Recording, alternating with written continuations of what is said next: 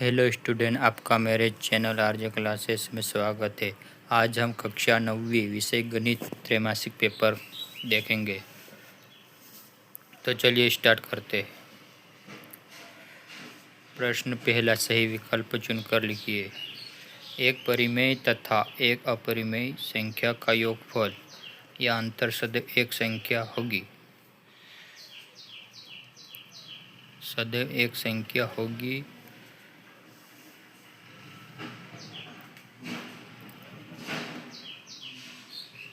अपरिमेय संख्या, इसका सही आंसर बी।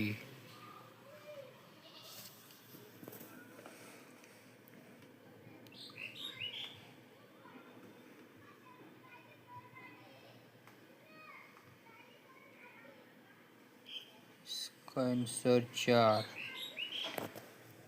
समीकरण x 2y = 4 का एक हल है।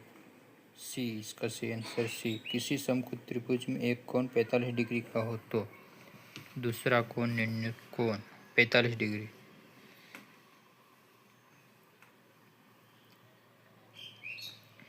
मेरे चैनल आरजे क्लासेस को सब्सक्राइब करें और वीडियो को लाइक करें।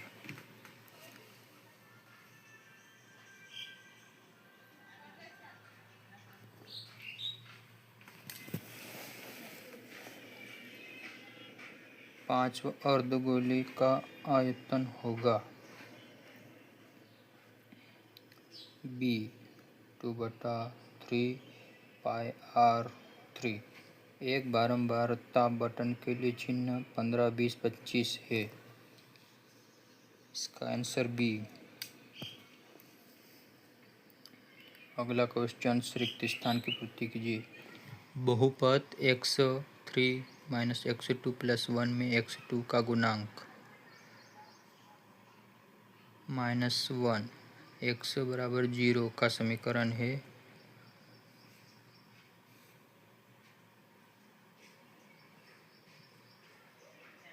अक्ष, जब किसी समीकरण निकाय का कोई हल होता है तब निकाय संगत निकाय कहलाता है। यदि किसी समान और लंबा हो तो वह चतुर्भुज कौन सा होगा? वर्ग होगा। वृत्त का केंद्र वृत्त के अंश में स्थित अभ्यंतर में स्थित है। वर्ग की आकृति को उसके मध्य बिंदु पर केंद्रित मानकर बनाया गया बहुभुज। बारंबारता,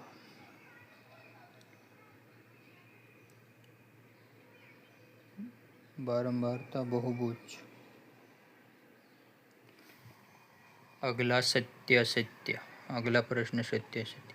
प्रत्येक प्राकृत संख्या एक पूर्ण संख्या होती है। यह आएगा सही। प्रत्येक प्राकृत संख्या एक पूर्ण संख्या होती है। सत्य। लघुत्तम समापवर्तक प्लस महत्तम समापवर्तक बराबर बहुपदों का गुणनफल।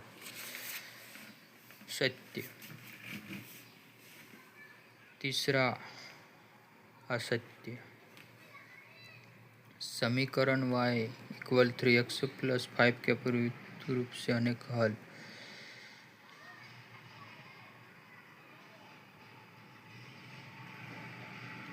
त्रिकोण की माप 80 डिग्री होती है। सत्य। किसी समबाहु त्रिभुज का प्रत्येक कोण 90 डिग्री होता है। चौथा का सही आएगा। तो चलिए अगले प्रश्न, सही जोड़ी। ये सही जोड़ी आगे पीछे हो रखी है, तब भी हम इनको देख लेते हैं। द्वितीय चतुर्थांश पर स्थित बिंदु, इसका ई। एक शांत रेखा दोनों ओर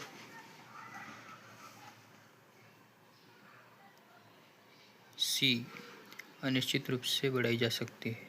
एक ही रेखा के समांतर खींची गई दो रेखाएं होती है। इसका डी। आयतन है एक। इसका बी चक्रीय समचतुर्भुज। विकर्ण डी वाले वर्ग का क्षेत्रफल ए। तो चलिए अगले प्रश्न की ओर। एक शब्द वाक्य में एक द्विघात बहुपद का उदाहरण दीजिए। ax2 plus bx plus c equal 0। बिंदु 4 किस चतुर्थांश में स्थित है?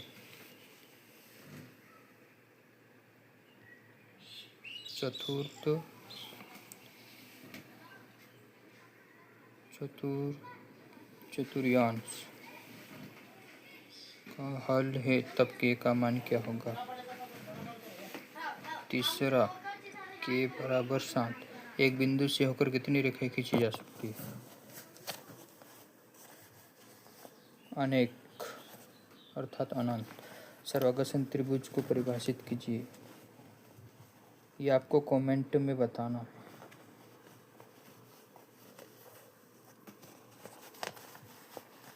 पांचवा को त्रिभुज को परिभाषित करना है, ये आपको कमेंट में लिखकर बताना है, ठीक है। किसी वर्ग के अंतर्गत आने वाले पदों की संख्या क्या कहलाती है? बारंबारता।